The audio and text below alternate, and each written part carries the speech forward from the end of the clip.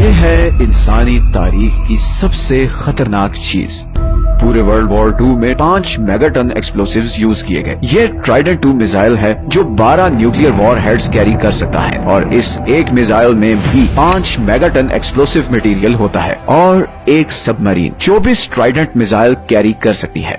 हमारे पूरे इतिहास में कोई हथियार इतना डेडली नहीं था जितनी ये सबमरीन्स हैं। लोगों को अंदाजा ही नहीं कि हम इंसानों ने क्या चीज बना दी है। Submarines are meant to be unseen, मतलब उनका पर्पस ही ये है कि कोई उन्हें डिटेक्ट ना कर सके, कोई उन्हें देख ना सके। सबमरीन्स के थ्रू आप अपने दुश्मन पर एक किस्म का साइकोलॉजिकल प्रेशर रखते हैं क्योंकि ये किसी भी वक्त कहीं भी हो सकती है और किसी को पता भी नहीं चलता। हो सकता है कि आप समुद्र में मजे से नहा रहे हो और आपके नीचे 48,000 टन वजनी एक न्यूक्लियर सबमरीन हो जो एक बटन पर आधी से ज्यादा दुनिया तबाह कर सकती है। लेकिन हम यहाँ तक पहुँचे कैसे? ये सबमरीन्स इन्वेंट कैसे हुई? एक सबमरीन 3 से 4 महीने समुद्र के इतना नीचे कैसे रह सकती है? और सबसे बढ़कर मैं ये क्यों कह रहा हूँ कि ये सबमरीन्स पूरी ह्यूमन हिस्ट्री में सबसे खतरनाक चीज हैं। हम इंसान हमेशा से अंडर वाटर जाने के तरीके ढूंढते आए हैं। ये एक बहुत पुरानी तस्वीर है अलेक्जेंडर द ग्रेट की, जिसमें वो एक बहुत बड़े ग्लास बैरल में पानी के नीचे जा रहा है। ये करीबन 2000 साल पहले की बात है। फिर 1800 साल बाद लियोनार्डो डा विंची ने अंडर वाटर जाने वाली एक नाव का एक स्केच बनाया। मजे की बात यह है कि लियोनार्डो ने ऐसे सारे स्केचेस बड़े सीक्रेट रखे थे बिकॉज उसे डर था कि इंसान ऐसी शिप्स को एक दूसरे को नुकसान पहुंचाने के लिए यूज करेंगे। फिर 1775 में एक डच साइंटिस्ट ने समुद्र के नीचे जाने वाली बोट बनाई जो कुछ ऐसी दिखती थी। इसे टर्टल बोट कहा जाता था और ये ह्यूमन हिस्ट्री की सबसे पहली सबमरीन थी। डच ने इस बोट को ब्रिटिश के खिलाफ फ्रीडम वॉर में यूज करने की कोशिश की मगर ये डूब गई और सारा एक्सपेरिमेंट फेल हो गया।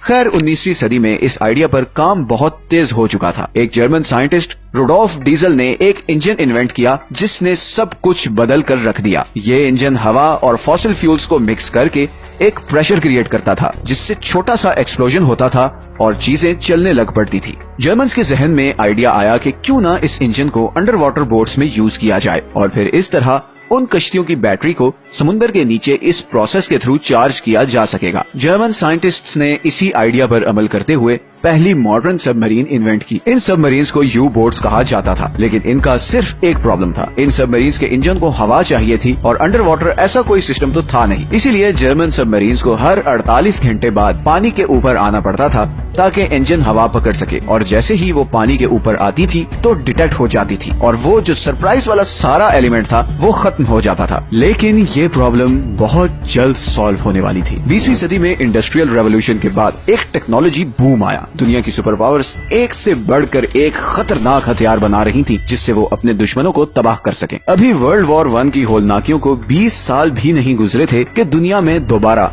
एक विश्व युद्ध शुरू हो गई। 1939 में शुरू होने वाली वर्ल्ड वॉर 2 में करोड़ों लोग मारे गए और वेस्टर्न वर्ल्ड लिटरली खंडर बनकर रह गई थी। जर्मनी वर्ल्ड वॉर 2 हार गया और उसकी ये you boat submarines America, UK और सोवियत यूनियन के हाथ लग गई। इन तीनों कंट्रीज को ये अंदाजा था कि उनके हाथ बहुत जबरदस्त टेक्नोलॉजी लगी है क्योंकि एक बात तो साफ थी कि जिसने भी अब दुनिया पर हुकूमत करनी है उसे इन समुद्रों पर कब्जा करना होगा और यही वो टर्निंग पॉइंट था जिसके बाद इन तीनों कंट्रीज ने सीक्रेटली सबमरीन टेक्नोलॉजी पे बिलियंस ऑफ डॉलर्स की इन्वेस्टमेंट करना शुरू कर दी। इसी सारे पीरियड में 1940 से 1950s के दरमियान साइंटिस्ट्स एटम को स्प्लिट करके न्यूक्लियर एनर्जी डिस्कवर कर चुके थे और इस न्यूक्लियर एनर्जी की खास बात ये थी कि इस सारे न्यूक्लियर फिजन प्रोसेस को हवा की जरूरत नहीं थी। फिर 1950s में एक अमेरिकन नेवी ऑफिसर हेमैन रिकओवर के दिमाग में एक आइडिया आया कि अगर हम न्यूक्लियर एनर्जी के जरिए इलेक्ट्रिसिटी जनरेट कर सकते हैं और इस सारे प्रोसेस में हवा की भी जरूरत नहीं तो क्यों ना ये न्यूक्लियर रिएक्टर सबमरीन्स में लगाए जाएं और इस तरह जो सबमरीन को हर 2 दिन के बाद पानी के ऊपर आना पड़ता है उसकी भी जरूरत खत्म हो जाएगी। उसने ये आइडिया अमेरिकन नेवी चीफ को बताया। अमेरिकन चीफ ने इंजीनियर्स को ऑर्डर किया कि वो न्यूक्लियर प्लांट सबमरीन के अंदर लगाकर रिकओवर के आइडिया को टेस्ट करें और ऐसा ही किया गया। एक्सपेरिमेंट सक्सेसफुल हो गया और फिर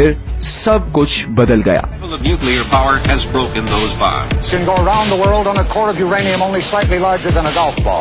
अब सबमरीन्स को हर कुछ टाइम बाद ऊपर हवा में आने की जरूरत नहीं थी। अब एक सबमरीन 20 साल तक अंडर वाटर रह सकती थी। लेकिन जाहिर है इन सबमरीन्स पर ट्रेंड फौजी होते हैं और उनके खाने पीने का भी बंदोबस्त करना पड़ता है, इसीलिए हर 3 महीने के बाद सबमरीन को ऊपर आना पड़ता है ताकि खाने की सप्लाईज को रीस्टॉक किया जा सके और नए फौजी सबमरीन्स पर आएं। न्यूक्लियर रिएक्टर लगाने की वजह से अब सबमरीन्स बड़ी आसानी से महीनों तक समंदर की डेप्थ में रह सकती थी। लेकिन सिर्फ अंडर वाटर रहना काफी नहीं था, सोनार अभी भी सबमरीन्स डिटेक्ट कर सकता था। सोनार असल में एक ऐसी टेक्निक है जिसमें आप साउंड वेव्स के थ्रू पानी में चीजें डिटेक्ट कर सकते हैं और उस जमाने में सारे सुपर पावर कंट्रीज इतने एडवांस्ड हो चुके थे कि वो सोनार टेक्नोलॉजी यूज करें। इसी का तोड़ करने के लिए सबमरीन्स को रबर टाइल से कोट किया गया सो दैट सोनार के सिग्नल्स बाउंस ऑफ ना करें। ये इतने बड़े बड़े पंखों का साइलेंट मोड इंजन बनाया गया ताकि पानी में बिल्कुल भी शोर पैदा ना हो और सिर्फ बाहर ही नहीं बल्कि सबमरीन के अंदर भी खामोशी का बहुत ख्याल रखा जाता है।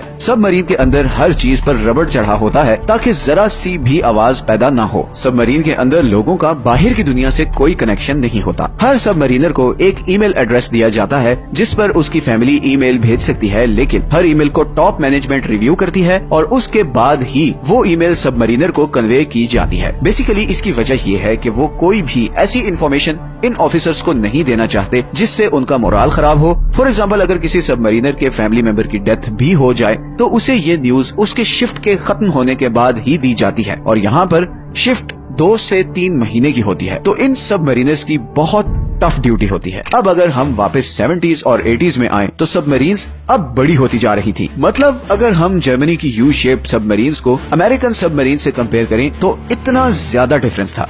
ये सबमरीन्स बहुत बड़ी होती हैं। लाइक अगर हम जूम इन करें तो आप ये लोगों को देख सकते हैं। यहाँ किचन होता है, ये न्यूक्लियर रिएक्टर है और ये वो एरिया है जहाँ सारा क्रू सोता है। और अगर आप ध्यान से देखें तो ये क्रू कुछ ट्यूब्स के साथ सो रहे हैं। इन ट्यूब्स में न्यूक्लियर मिसाइल्स हैं। इन्हीं ट्यूब्स के थ्रू ये मिसाइल्स लॉन्च होते हैं।